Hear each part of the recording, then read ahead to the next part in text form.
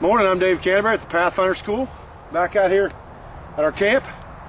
Gonna do a little bit more work on our bow today. A little bit more of a decent day today. It's just cold. It's about 23 degrees. That's my favorite kind of weather. But the sun's shining. We're gonna get a fire started. We're gonna dry this bow out some today and see if we can't get a better tiller on our limbs. And we'll work with that a little bit as we're drying the bow out. And I want to show you how you can kind of force dry your bow a little bit to give it a better flex in the end, and we may try to put some reflex in this bow while we're at it. So stay with me today, guys. Right, so what we're going to do now is we've just got this bow propped up in a Y branch here, and the back side of it's propped up in another Y branch, and we're just heating these limbs to slow dry them now and get the moisture out of them. We have a crack in the bottom limb I saw this morning that I didn't see before today, so we're going to have to contend with that. Other than scrap this bow, or rather than scrap this whole bow, I'm going to try to do a repair on that lower limb and hope it holds up. I've got repairs that have held up for years, but I'll probably try to do something very quickly in this video, like use duct tape or cordage for a quick repair. Not having pine pitch or anything with me right now, I'll probably end up using some kind of cordage or duct tape to affect that repair, and we'll talk about that, and we'll obviously see what that looks like on the tillering tree as we finish up this bow.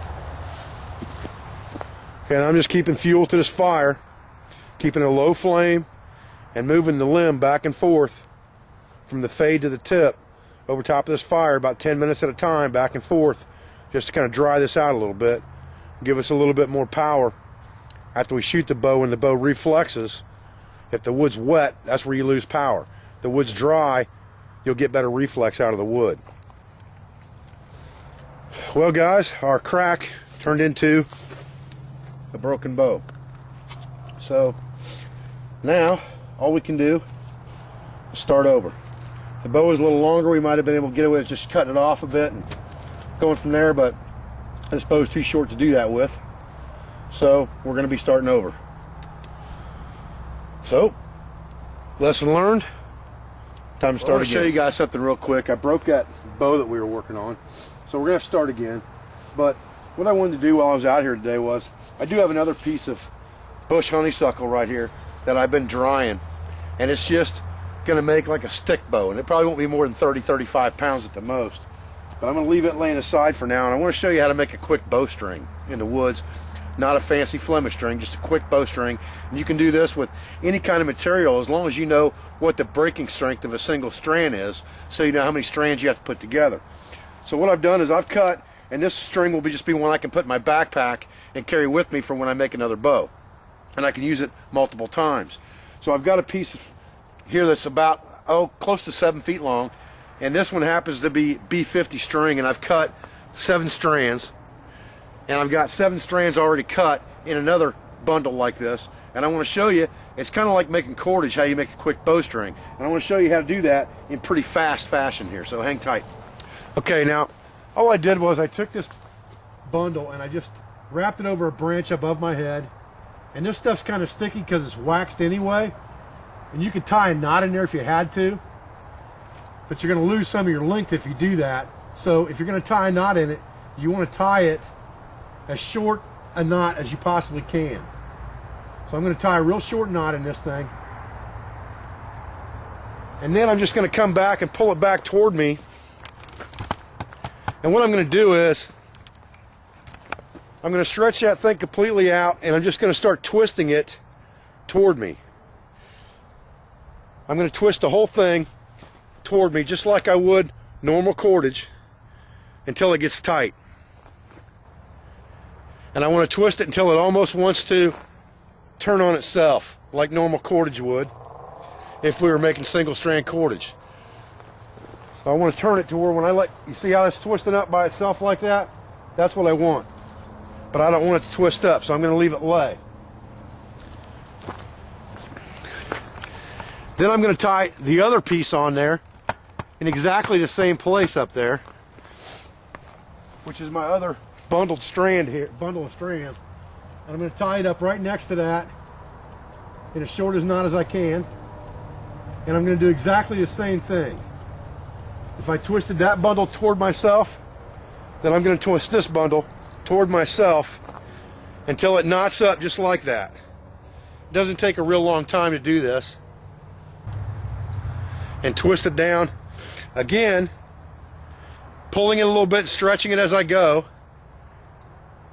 And I want to twist it to the point where when I put it up in the air like this, it tries to twist up on itself again.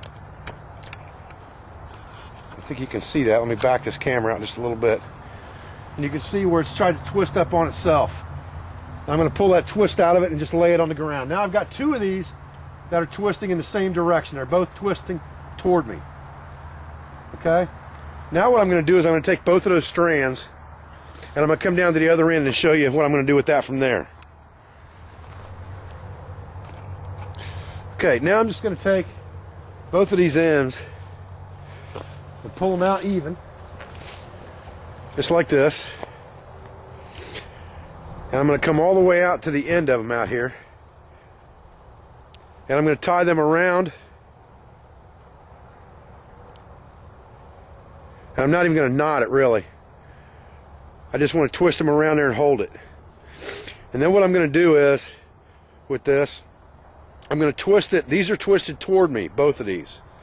So I'm going to twist this whole thing away from me, just like this. And I'm going to do the same thing, making it tight. Now if you put this on a flat piece of wood, like a card where you could turn it in your hand and twist the whole thing, then it becomes really fast. But to do it by hand, it doesn't really take that long. And I want to twist that all the way down until it gets tight. Keeping it pulled taut while I do it so that it doesn't come unwound at all the other direction. Because really what I'm doing now is I'm making a piece of cordage. I'm just not finger twisting it. I'm twisting it in a long length like this. And I'll hold on to that and pull as tight as I possibly can while I'm doing it. I'll stretch it out and pull it and twist it down. I want to twist this down again to the point where it's about ready to turn over on itself when I let go of it. It's not quite to that point yet, but it's getting close. So I don't have enough twists in it yet. So I'm going to keep twisting it by hand. And like I said, you can do this a lot faster if you have this on a card.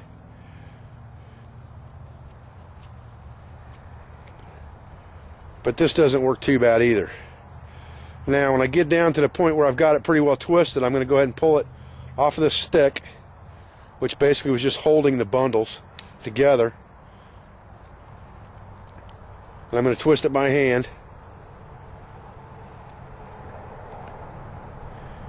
When I get it twisted down pretty good to where it's wanting to wrap like that on itself, then I'm going to pull it out and I'm just going to tie a knot in the end of the cordage.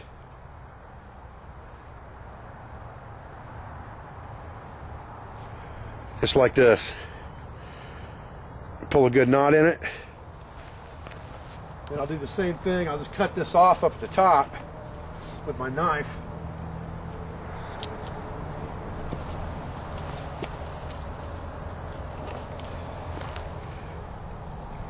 And I'll tie it in a knot.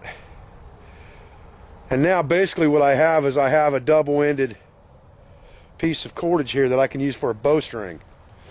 Now the best thing I can do for myself at this point is to take this and make one end of it a small loop. And then I use the other end just to tie off in like a timber hitch.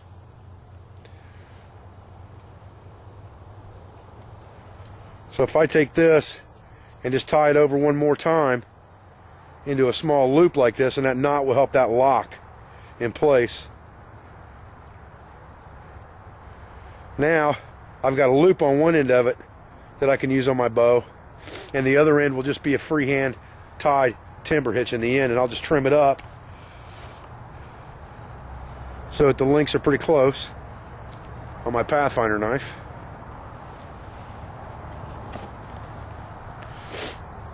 Now I can take my lighter and I can burn this because I use this B50 I can melt this a little bit, just like that, and you can see that mushroom melt together like that. And then I know it's not going to come undone. I can go down to the other end and do the same thing right there at my knot. Blow it out, let it mushroom in there, and be good. Now I've got a bowstring that I can actually use, and I can use it over and over again when I make bows in the woods. And if I just carry this string, and I can make pretty quick bows, and I'm not making one to keep forever, and I can just keep this in my pack, and I have a bowstring at hand all the time. Guys, we didn't get a whole lot done today. We broke one of the limbs on that bow that we were working on. I did get a chance to show you how to make a quick bowstring, and like I said, you can use even hemp twine to make a bowstring with. You just have to understand what the breaking strength is of one strand so that you can multiply your strands to make a decent bowstring. I hope you enjoyed this lesson on making a quick bowstring in the woods, and a string that you can take with you to use on multiple bows. I apologize for the fact that we broke our bow. We'll just have to start another one. That's what it's all about. It's what learning's all about. Actually, that bow broke in a spot I didn't expect it to break. I thought it was going to break somewhere in the hinge or somewhere on the limb that had a knot, and it actually broke down toward the bottom of the limb. So I must have had it too thin in one area and didn't realize it. It didn't show up during the tiller, probably because it was wet. And once we dried it out, it split and cracked on us. So I apologize for that, but I appreciate your support. I appreciate your views, and it's good to show failures as well as showing, you know, making things look easy. Because if you see failures, then you know that everybody fails. I fail all the time, but I learn something every time I fail. So I'll study this bow and look at it real good and see what I did wrong, and the next time hopefully I won't make that mistake. So we'll see you in the next video. Thank you very much.